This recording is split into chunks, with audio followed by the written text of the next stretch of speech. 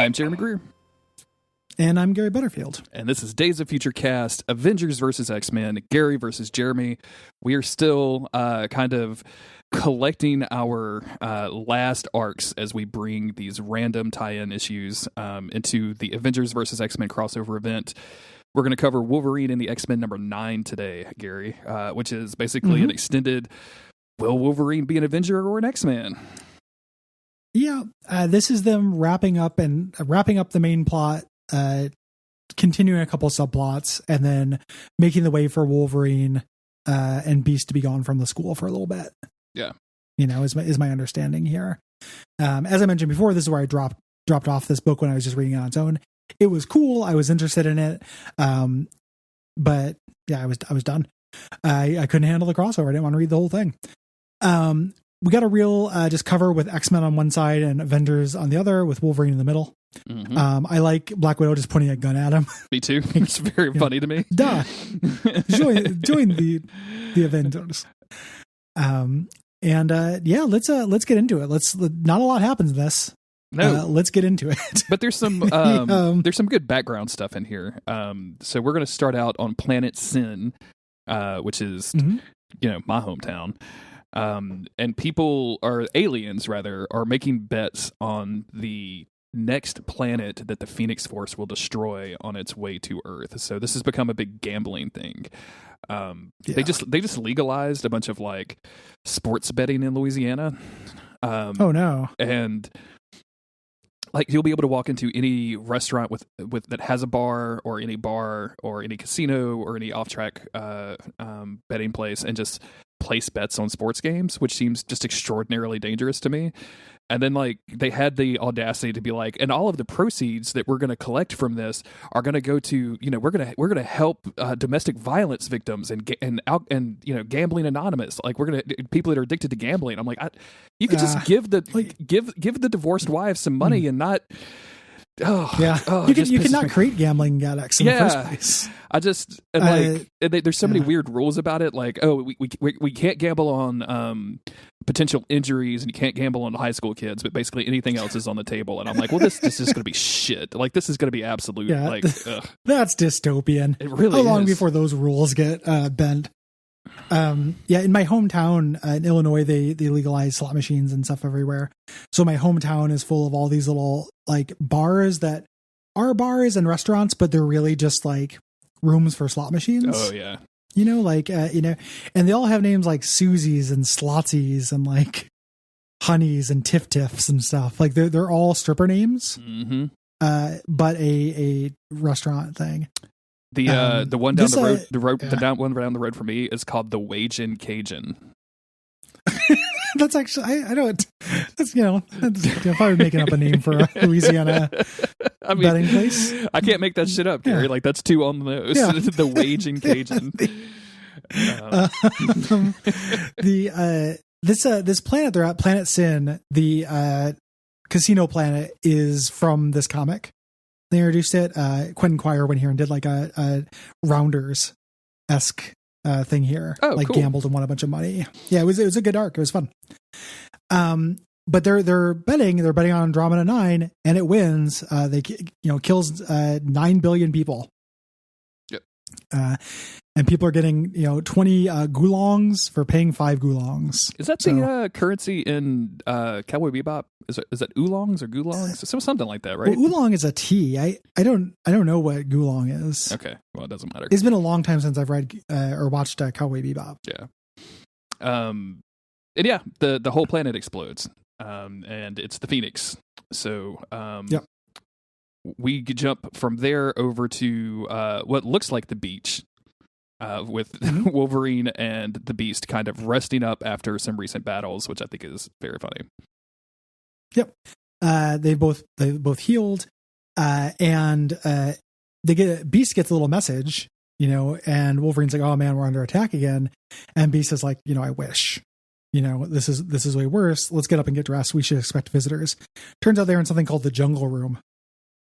You got to have a jungle room, Gary. I mean, Presumably, Gotta like have it's it in just the where you room. go play your jungle music when you get a little stressed out, right? And, like this is where you go. It's next to the drum and bass room. Exactly. Yeah. Oh, look, there's the Portishead room. Let's go get sad with everybody. Let's go to the trip hopnasium. Yeah. For this. Why do you have a Roxy music Treefort? That doesn't make any sense. Yeah, that's actually what Schism was about. Like, Cyclops, I want to start teaching music history, bub. But Wolverine, I don't get it. I don't understand how this helps. I have lots of rights. sides. You think I just like to I'm the best at what I do, and what I do is teach Suzuki cello. A ship has landed. The Avengers are coming in, kind of passing these miscellaneous mutants, and this is happening as this character named Edie, who I cannot remember, is giving a little book report on the Phoenix Force. Yes. Basically talking about what it had done, and that some people, according to the internet, think that the Phoenix Force is related to Hope and is going to be part of our getting mutants back, which 100% means that Cyclops has a blog. Right? Like that's when she says according to the internet, right? Like that's just Cyclops with the blog. Cyclops.tumblr.com. Yeah. Look out, it's Cyclops with the blog. onesharpeye.blogspot.com. And that's the way I see it. So she is one of the mutants that was born. She's one of the new mutants that came about because of that. Which is interesting.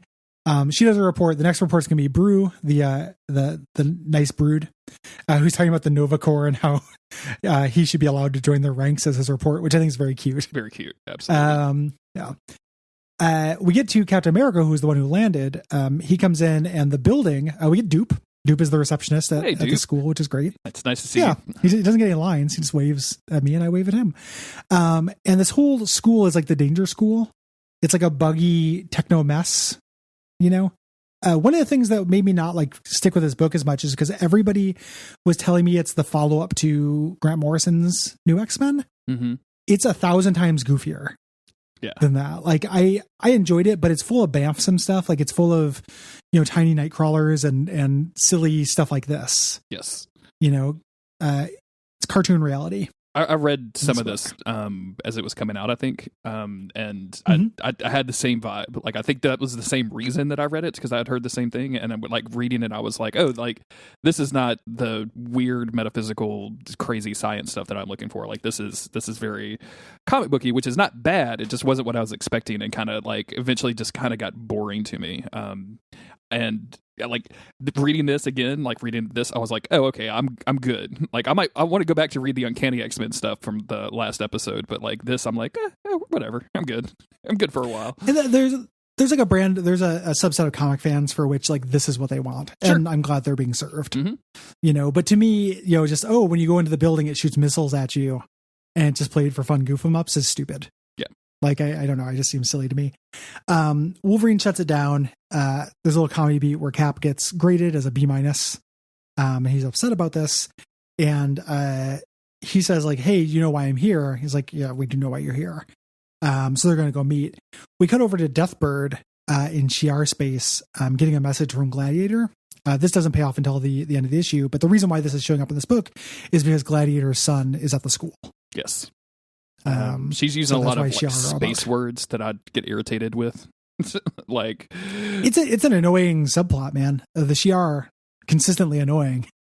Well, and it's just like not my fave. I hate when they do the thing where they use idioms or similes or like phrases from just basic English, but they try to put space words into it. So here it's like, instead of hold your horses, it's hold your Becker and shovel beast, I'm coming. And I'm like, yeah.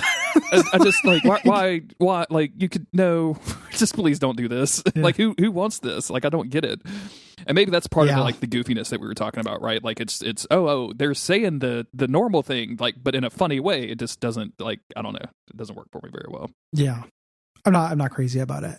Mm-hmm. To kind of show us this connection, we cut over to Kid Gladiator doing a flying class, and Kid Gladiator is very arrogant. Gladiator's powers work on confidence, and he's like, "This is another class that I should be teaching," instead of being a student. And Cannonball's like, "Hey, I just work here. I'm teaching you how to use a jetpack." take that up with the headmaster. Yeah, I don't care, man. Just let's put your jet back on and let's go in the air. Yep. This is continuing the subplots that are happening in this book, and I get why they do this. Like, if you're just reading New X-Men, you are interested in what's happening between Cannonball and Page more than you are the Avengers versus X-Men, or not New X-Men, Wolverine the X-Men. Mm-hmm. So while Cannonball and Page are in the sky, he's like, hey, something's going on with your powers. We need to talk about it. And she's like, I'm fine. We don't need to talk about it. I don't know what that is. I don't know what it's referring to. Later, she hits on Toad. I don't know where that's going. I need to know. If I was just reading this book, I would be, I would love that.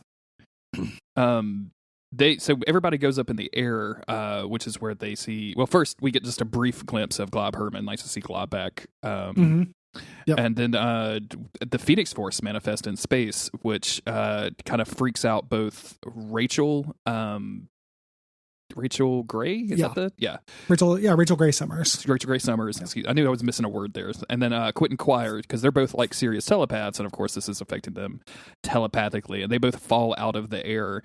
As this is happening, we see Janitor Toad, which Wolverine, I get it, but I mean, it does seem a little mean. Like, it seems meaner than jail. It's like, I don't know what mean. was happening, but it seems meaner than jail. It's interesting too, because he's cleaning up spray paint, and it's an Omega gang symbol. So I'm like, oh shit, like, that is interesting to me, but I don't know if that was just like a fun background detail. Quentin Quire's falling out of the sky from his jetpack, and Toad saves him with his disgusting tongue. And they run over there to see if he's all right.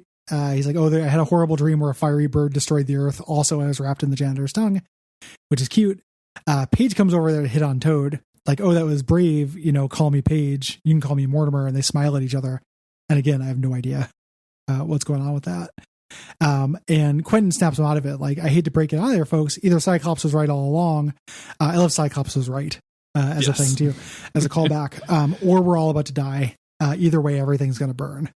Quentin always with the screen printed T-shirts of ex-slaves. This time is very funny. Yeah, to me. Yeah. Quentin Quire is a great character. Yeah, absolutely. We cut over to Wolverine and Beast and Cap having this conversation, basically having the same conversation we've seen, just from another angle with a little bit more detail. Yeah. Specifically, we this time, getting Beast, telling Beast, like, hey, we want you for the space mission. Like, you need to get your shit, go up into space, do some science stuff, and stop Phoenix. And he's like, okay, that's what I figured you would do. See you later. Bye-bye. Yeah. And Beast has always had a lot of loyalty to the Avengers. Cap is like, we know how Cyclops sees this. What do you see it as? And he's like, I don't know anything about a Messiah. I just know that there's a 16-year-old girl who has no idea what she's getting into, and this is where he's like, I hope you'll be on my side. Like, will you help save the world with us? And he does not know. We cut over to, I think, Moira McTaggart and Beast checking in on the psychics. Basically saying like, hey, they got psychically blasted. They said it's coming. Or this is Wolverine, who's with them. And she's like, can you tell me what's up? He's like, get everybody together, the entire staff. Like, we're going to announce what's happening. And I love that she's like, oh my God, it is the Phoenix. Like, it's very funny to me. Yeah. Oh shit. Get a brief little scene while he's waiting for everyone and everyone's in the assembly, where he goes out to talk to the statue of Jean Grey and finds Edie there. Edie, I don't know. This is very sweet. She's like, I don't know her backstory at all, but she's just basically saying like she just likes to have somewhere quiet because she's, I'm trying to fit in, but this place it's a lot, and I don't, sometimes I like to have a place that's quiet where Quentin can't make fun of me, and Wolverine kind of bonds with her because they're sitting below the shadow of Jean Grey, which is, probably means a lot to Wolverine, who was totally in love with that woman. I also just really like this statue too, like the old Marvel girl costume with the hair in the breeze. I think it looks really, really cool. Yeah, this is great. This is a very sweet moment. We cut over to him gathering the staff, here, and he lays it out. Phoenix is coming. You know what that means. It's our responsibility to protect the school no matter what. So me and Beast are going with the Avengers. You guys stay here and, be on the lookout. But keep in mind, we're not just facing this big firebird. You have to know that. Again, he sees which way the winds are blowing. He knows that the Avengers and the X-Men are going to clash. Yeah. Yeah. Just like stuff that makes me interested in reading this comic is just the staff of this, like Rogue, Gambit. They got. I think pretty sure that's Chamber and the foreground on the right hand side. Like lots of interesting people in this room that would make a fun comic book, I think. Well, Gambit teaches sex ed in this comic, right? Is that, I can't tell if that's a joke or not because we've made those jokes before. No. So that's legit. I'm pretty sure this is the comic where Gambit teaches sex ed. I think that's true, which is like, it's amazing. I haven't read the comic, but again, the silliness and the crossover has got me. So someday I will read it. Like, it is interesting to me. I like that touch. Well, the thing is, like, we have made that joke before in terms of like, he'd be so bad at it, but like, I think like logistically, he like, if you're gonna have someone teach sex ed, you kind of want it to be someone who's had gonorrhea before. Like, you know what I'm saying? Or has it now, as it were, or who has it right now. Currently, who here in the class raised their hand if you got the syphilis? Don't be shy. Gambit raised first. I can't tell if they razor bumps or if they sick bumps. Can the class tell me? Gambit like to be aerodynamic down where the crotch is concerned. So Gambit like to shave, but sometimes him get the bump. Rogue like the optical inch. You know what I'm saying?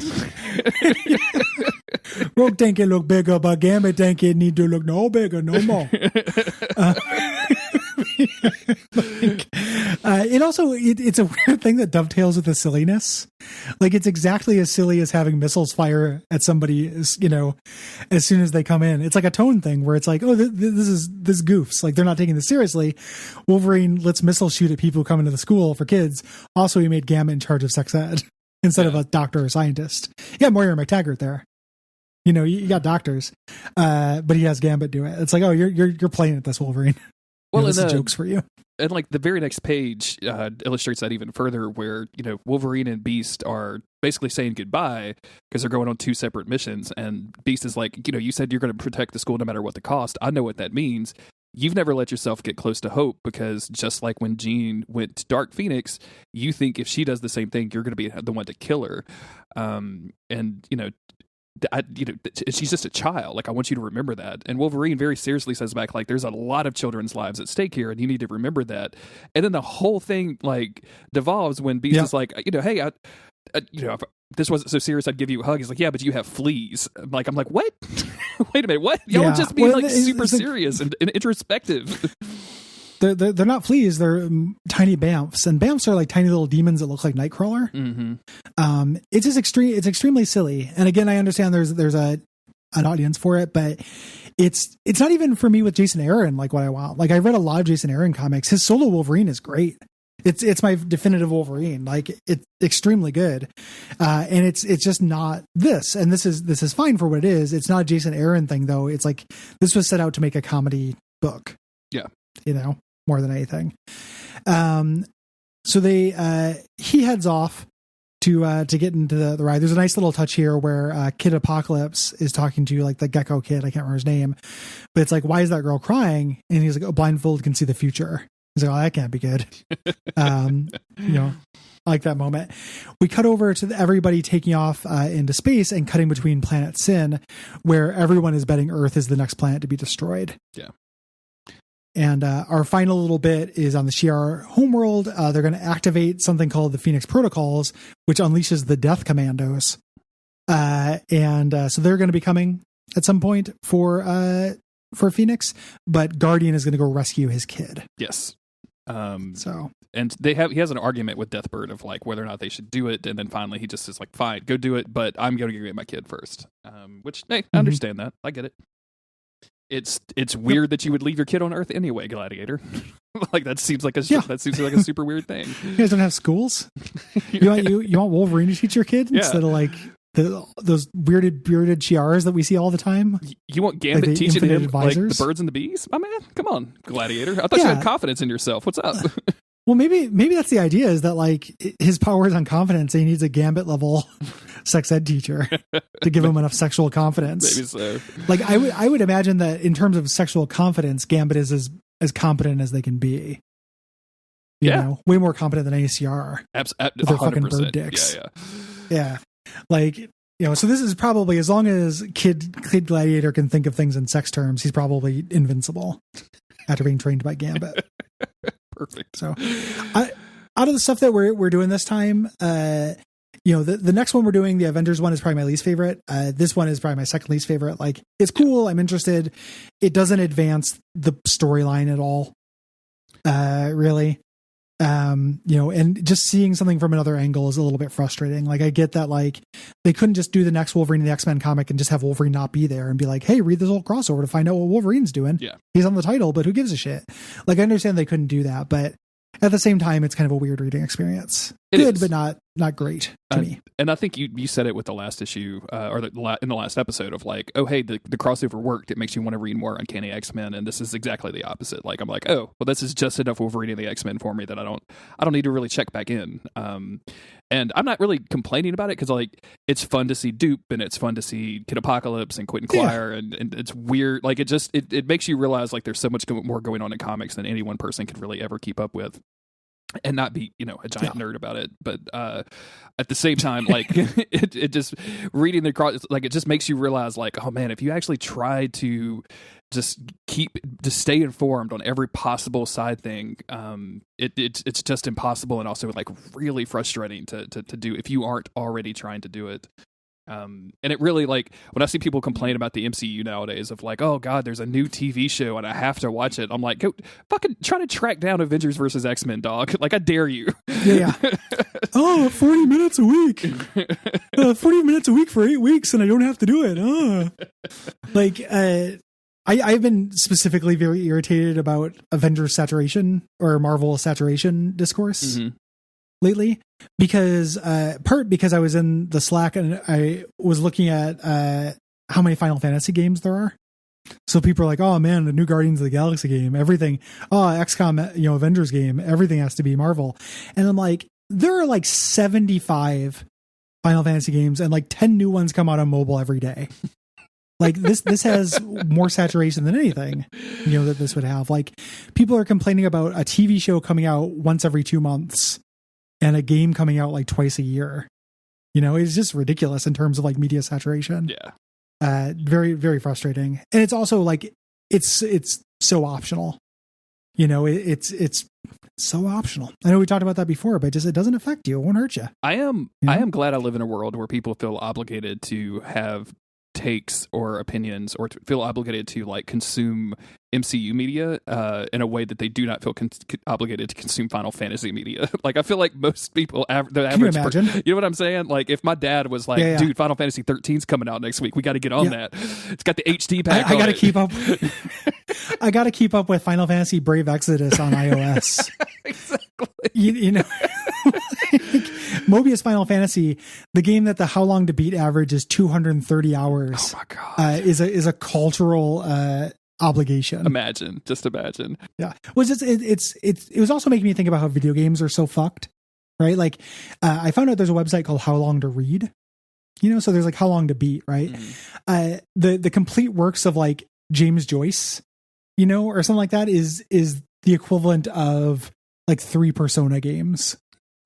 Or like in terms of reading it, it's really, really ridiculous. It is a fucked medium in terms of time investment, and people are complaining about it with like MCU TV shows and stuff. And I'm like, man, they're talking about 6 45-minute episodes that you can easily skip. Yeah, how is this hurting you in any way? And like, and not to like belabor the point, I guess, but they've done a pretty decent job of making sure that like you don't have to have watched the movies. Like, if you've watched the movies, you will get more enjoyment, but you could just put on Loki and get everything that you need to know about Loki, like in the first episode, and then be on the track to watch 6 episodes without ever experiencing an Avengers movie. Like, you could just enjoy, Tom Hiddleston being fucking Daffy Duck, like Will said on the AV Club the other day, which is a great fucking article. Or not as well. Mm-hmm. Like, the cultural, like I understand it's frustrating when everybody's talking about something. Like, I definitely get that, but the Scarlet Witchification of the timelines didn't last that long. Is over pretty quick, honestly, in the scheme of things. Yeah, absolutely. You're fine, nerds. Just mute everything. Just don't, or just stop using social media. That's really the trick. Yeah. Mute what you're not interested in. It will make a world of difference. I promise you. I cannot tell you the last time I read about Nier without somebody telling me about it. So if you like this show though, don't need Duckfeed.tv. You know, I mean, it'd be weird for you to get to the end of this rant and then be like, I never liked this. I didn't realize I could not listen to it. Days of Futurecast is a compulsive cultural icon water cooler. This is episode hey, like y'all heard about Unit 300 or something, and like someone's just like, oh man, I've been reading this. I didn't have to listen to this at all. What am I doing? Unit is a good offboarding episode. Patreon.com/DuckFeedTV. Ratings and reviews. Yes. Telling your friends. Listen to other shows on the network. Check out Jeremy's podcast if you like Supernatural, which has supernatural elements to it. It does. Much like the X-Men. Mm-hmm. And check out Monster of the Week. They just resurrected a Nephilim. Yeah. Like, you want to know what that means? Figure out what's happening with Nephilims, dude. It's basically the plot of Diablo 3. Like, just get into it. Like, just start watching. Season 14. It's only like 20 episodes. You can do it. Thank you for listening, everybody. We'll be back next week or in a couple of days with Avengers number 25.